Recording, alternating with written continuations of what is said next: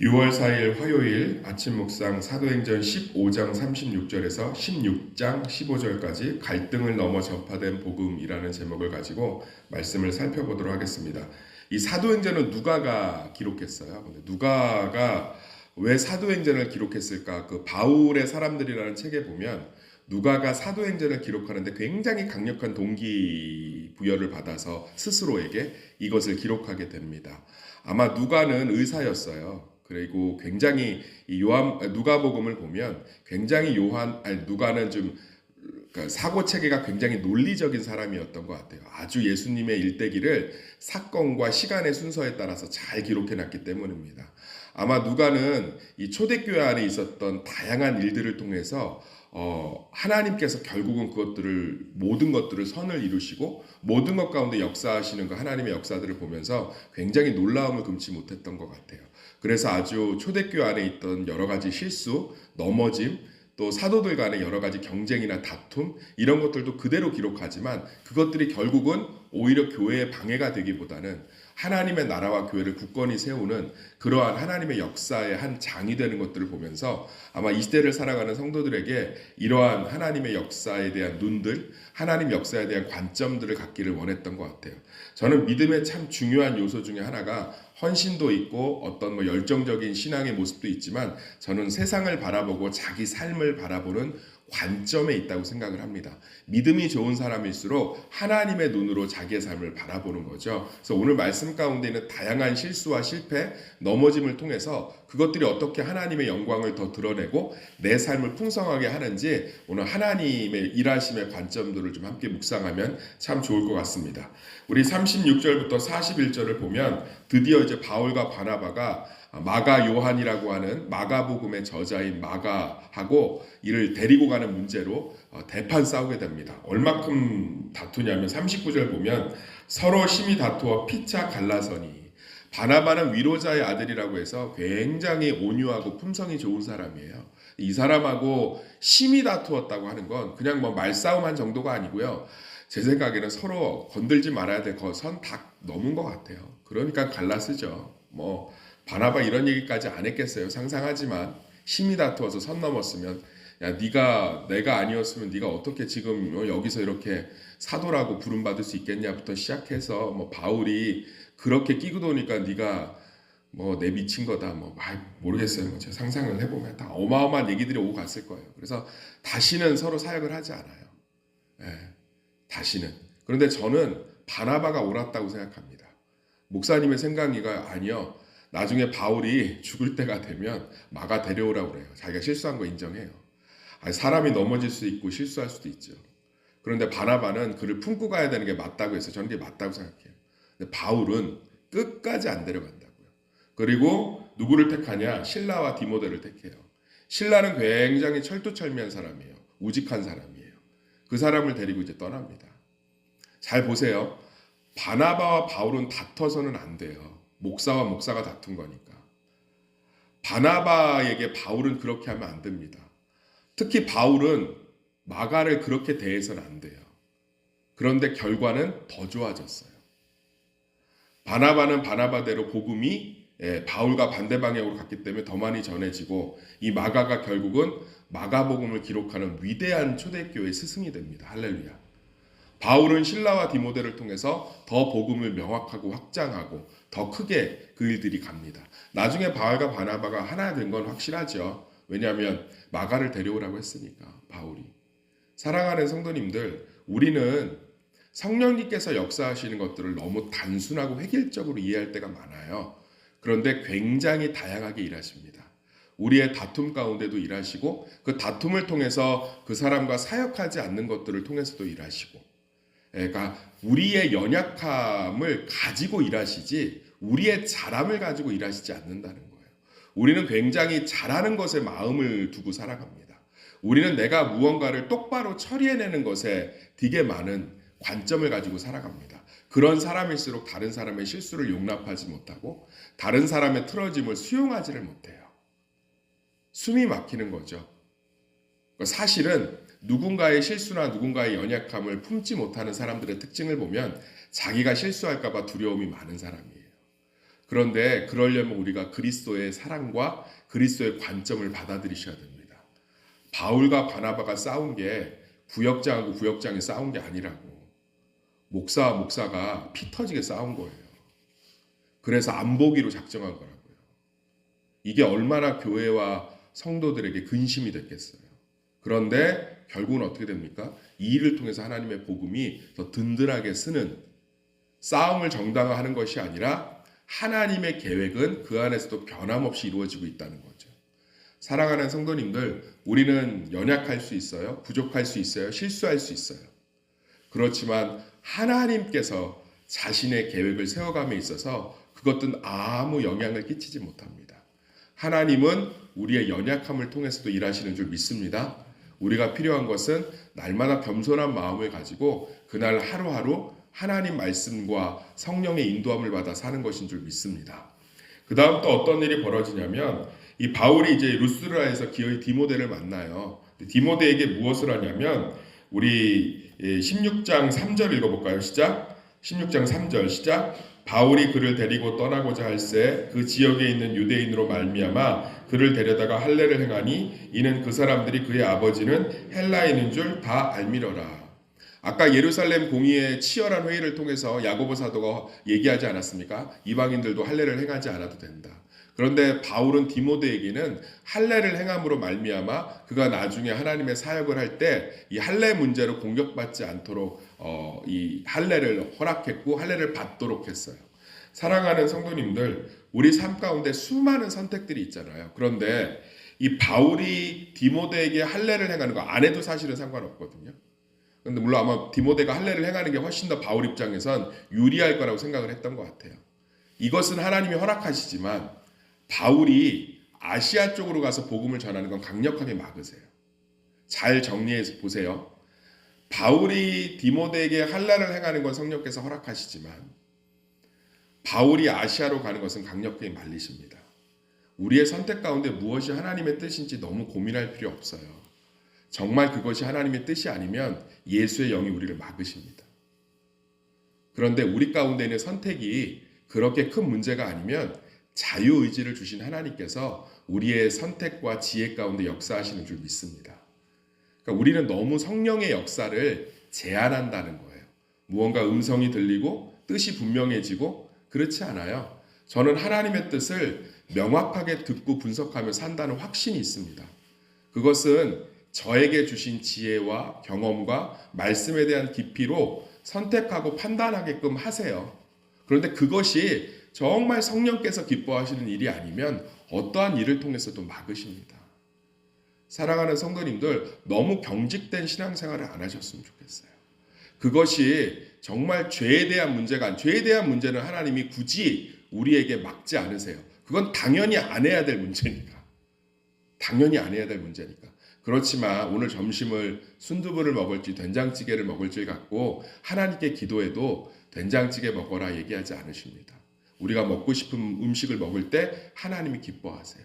우리가 자녀를 키울 때 장성했을 때 자기의 지혜의 분량을 따라서 바르게 선택하는 것이 기쁘세요? 아니면 무조건 엄마한테 와서 아빠한테 와서 아빠 나 화장실 갈까요 말까요? 아빠 나 앉을까요 설까요? 아빠 나 이 직장 갈까요 저 직장 갈까요? 그거는 굉장히 치료받아야 될 일이죠. 그렇지만 정말 아닌 건 반대하죠. 믿지 않는 배우자하고 결혼하는 건 난 반대다. 네가 주의를 어기는 직장을 다니는 건 나는 좀 아닌 것 같다. 막으시잖아요. 성령님도 똑같아요. 우리가 정말 그 길로 가면 안 되는 것들, 그 선택을 하면 안 되는 것들은 어떠한 일을 통해서도 막으십니다. 그렇지만 하나님께서 허락하시는 것들은 우리의 이성과 합리성을 따라서 판단하는 것을 굉장히 기뻐하세요. 사랑하는 성도님들, 이런 성령님이 우리 가운데 함께 있는 줄 믿습니다. 불안 가운데 내가 기도하지 못하고 선택해서 결과가 이런가? 그렇게 생각하지 않았으면 좋겠어요. 그 실패가 바울과 바나바처럼 더 큰 축복의 통로가 될 줄 믿습니다. 하나님께서는 우리의 삶을 예수 그리스도의 공로에 근거해서 우리 삶을 인도하고 주관하고 계시다는 거예요. 내가 기도하지 않아서 망해봐라. 내가 기도하면 기도했네? 축복받아라. 저희 어머니보다도 못한 것 같아요. 하나님이. 저희 어머니보다도 못한 것 같아요. 그런 분이 아니세요. 예수 그리스도의 공로에 근거해서 우리의 삶을 놀랍게 인도하고 계신 줄 믿습니다. 그래서 때로는 우리를 실수에 노출하기도 하세요. 따라합시다. 실수에 노출하기도 하십니다. 그것도 하나님의 뜻이에요. 그래서 깨닫게 하시고, 저도 목회하다 보면 왜 그랬지? 왜 그렇게 했을까? 근데 그것이 저를 만들어가는 거예요. 10년 전에 제 모습을 보시면 우리 성도들이 정말 더 많이 아파하셨을 것 같아요. 제가 너무 연약했거든요. 그런데 그 실수들을 통해서 저를 깨트려가고 만들어가고, 그렇게 하나님이 하신 것 같아요. 그러니까 하나님께서 우리의 삶을 예수 그리스도의 공로에 의지해서, 따라합시다. 예수 그리스도의 공로에 의지해서 완벽하게 인도하고 계십니다. 이 믿음을 가지시기를 소망합니다. 내가 무언가를 하고 안 하고에 따라서가 아니라 예수 그리스도의 공로에 의지해서, 예수 그리스도의 공로에 근거해서. 자, 우리 자녀가 말 안 듣는다고 내버려 두시고 말 잘 듣는다고 인도하고 하세요. 그렇지 않잖아요. 예수 관계가 맺어졌잖아요. 내 배 아파서 난 자식이잖아요. 예수 그리스도 때문에 우리는 하나님의 양자된 줄 믿습니다. 자녀된 줄 믿습니다. 그래서 우리의 삶을 인도해요. 때로는 그 선택이 우리에게 아픔이 될 수도 있지요. 그렇지만 그것을 통해서 복음이 2배로 확장되잖아요. 때로는 그것이 우리에게 슬픔이 될 수도 있어요. 그런데 바울은 신라를 만나는 계기가 되고, 바나바는 마가를 통해서 마가복음이 지어지는 놀라운, 마가가 나중에 얼마나 초대교회 큰 일을 하는지 몰라요. 얼마나 바나바가 옳았어요. 하나님이 다 증명하세요. 그거 소식을 듣고 바울이 후회하잖아요. 마가 데려오라. 보고 싶다. 뭐 했겠어요? 사과했지. 사랑하는 성도님들, 우리의 모든 삶 가운데 하나님은 함께 하시는 줄 믿습니다. 그래서 우리는 너무 자신의 실수와 넘어짐 가운데 절망할 필요도 없고요. 내가 무언가를 하지 않았다고 하나님이 나를 내버려뒀구나, 나를 실패하게 하셨어, 좀 너무 가슴이 아파요. 그런 표현들 너무 많이 성경에 없는 이야기들. 다윗이 우리아의 아내 밧세바를 범할 때 하나님이 왜 막지 않으셨을까요? 그렇지만 그 일을 통해서 솔로몬이 나오잖아요. 할렐루야. 그래서 하나님의 성전을 세우고 하나님의 모든 약속했던 언약의 땅을 솔로몬을 통해서 성취하지 않습니까? 왜 아브라함이 하간을 통해서 이스마엘을 낳을 때 태를 끊어버리시면 되지? 그런데 결국은 이스마엘도 한 민족을 이뤄서 결국 이스라엘이 이스라엘답게 되는 도구가 돼요. 사랑하는 성도님들, 맞아요. 우리가 더 지혜롭고 더 기도 가운데 선택하면 좋지요. 그렇지만 성경에 보면 수많은 실수들을 통해서 하나님은 무너뜨리고 망하는 것이 아니라 오히려 그것을 통해서 더 견고하게 세우는 것들이 훨씬 더 많이 나와 있습니다. 그것은 하나님께서 우리의 연약함과 실수를 충분히 하나님의 은혜 안에서, 하나님의 전지전능한 능력 안에서 충분히 다 이해하고 품고 계시는 거죠. 믿으십니까? 베드로가 예수님을 부정한 사건이 성경에 그대로 기록되어 있기 때문에 베드로는 누구보다도 예수님을 위한 사도가 되어서 예루살렘 교회 수장으로, 온 교회 수장으로 정말로 위대한 사도가 됩니다. 사랑하는 성도님들, 하나님은 요랬다 저랬다 하는 분이 아니에요. 하나님은 변함없으신 분입니다. 하나님은 자신의 계획을 철회하시는 분이 아닙니다. 하나님은 자신의 선택을 후회하시는 분이 아닙니다. 하나님은 모든 것을 알고 계시며 모든 것을 가능케 하실 수 있는 분입니다. 그분이 우리 삶 가운데 허락하시고 가끔은 노출하시고 가끔은 그 아픔 가운데 직면케 하시는 것조차도 결국은 하나님의 뜻을 이루는 놀라운 도구가 될 줄 믿습니다. 그런 일이 바로 또 나와요. 여기 6절부터 16장 6절부터 10절에 여기 한번 읽어볼까요? 7절 읽어보겠습니다. 7절 시작. 무시아 앞에 이르러 비도니아로 가고자 애쓰되 예수의 영이 허락하지 아니하시니라. 여기 성령이 아니라 예수의 영이라고 했지만 똑같은 건데 얼마나 바울이 아시아 쪽으로 가서 복음을 전하고 싶었는지 막는 거예요. 왜냐하면 우린 지금은 유럽이 더 훨씬 선진국이 많잖아요. 이 당시는 절대 아니에요. 유럽은 지금으로 얘기하면 할렘가요. 할렘가. 거의 이건 사람일 수가 없는 무슨 식인종보다 조금 나은 인간들이 사는 곳이 유럽이에요. 아시아는요 굉장히 문물과 교통이 발달한 곳들입니다. 그럼 바울이 가고 싶었겠어요. 그리고 거기는 이제 복음을 전할 때도 아니라고 생각했겠지. 아, 글자를 모르는데 어떻게 복음을 전해요? 근데 예수의 영이 계속 막는 거예요. 얼마나 막냐면 나중에는 뭐 성령이 못 가게 했는데 안 되니까 예수의 영이 나타나고, 바울이 예수의 영이면 꼼짝 못 하는데 그래도 가고자 하니까 막 환상이 보이고 막 이제 어디로 가라고 막 지시하고, 아닌 건 하나님이 끝까지 막으시는 줄 믿습니다. 제가 얘기했잖아요, 간증. 오늘 설교가 좀 길어져서 죄송한데, 제가 전 교회를 이렇게 사임을 하고 나와서 개척을 하려고 했다니까요. 얼마나 기도원에 가서 기도를 했는지 몰라요. 그런데 진공 상태예요. 응답도 거절도 없어요. 저는 하나님이 그렇게 저를 진공 상태에 두시는 경우를 본 적이 없어요. 그래서 제가 나중에는 이 아브라함처럼 사고했어요. 하나님이 나를 떠나셨구나. 그때 너무 힘드니까. 아, 내가 이 목회의 길 자체를 걷질 않길 원하시는구나. 아니, 개척을 할지 아니면 딴 일을 할지 뭐 어떻게 뭐 없어요. 그래, 진공 상태예요. 기도를 했는데 그냥 내가 뭐 아무런 것이 없이 그냥 우주 공간 안에 있는 느낌이니까 아무런 것들이 없어요. 뭘 할 수 없게 만들어요. 그러니까 하나님이 제 성격을 아는 거죠. 저는 뭐 음성 떨어지면 뭐 그대로 불도저처럼 밀어버리는 성격이니까. 하나님께서 새소망교회로 인도하시려고 저를 두신 거예요.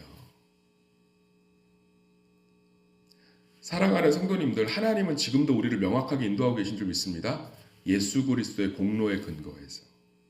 여기 보면 그래서 11절 15절 보면 루디아를 만나잖아요. 따라합시다. 루디아. 이 자주장사 루디아를 만나는데요. 이 사람이 유럽 교회의 시작이 되고, 이 루디아를 통해서 유럽의 교회들이 세워지고 결국은 유럽이 복음화돼서 우리가 예수를 믿고 있는 줄 믿습니다. 사랑하는 성도님들, 말씀의 결론을 맺을게요. 하나님께서는 예수 그리스도의 십자가의 공로에 근거해서 우리를 아들과 딸로 받아주셨습니다.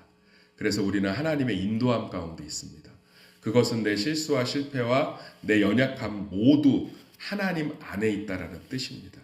그래서 우리의 삶 가운데 결국 하나님의 뜻은 이루어질 것이고 하나님의 계획은 성취될 줄 믿습니다.